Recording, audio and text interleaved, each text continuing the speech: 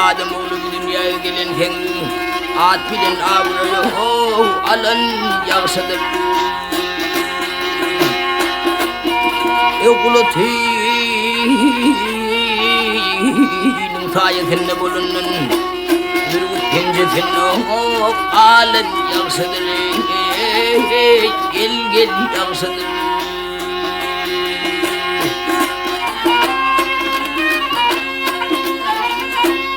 Ay haterim var küdür iner mayeler.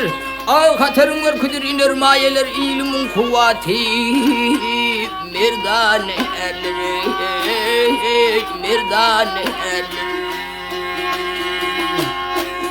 Yalan Tanrı'nın düşmanı diyorlar. Emma zahirin o yalan yansıdır. Yalan yansıdır.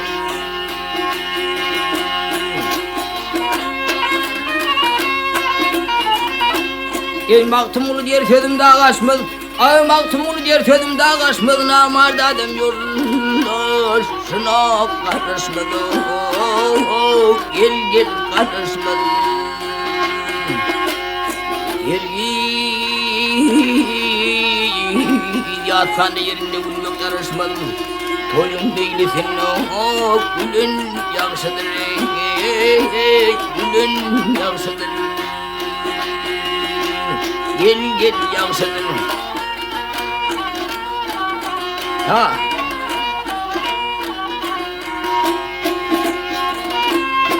Ay hergi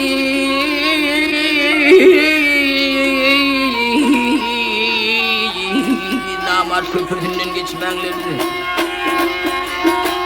Karpuz güzadı hop alen yansıdır. Gel gel yansıdır.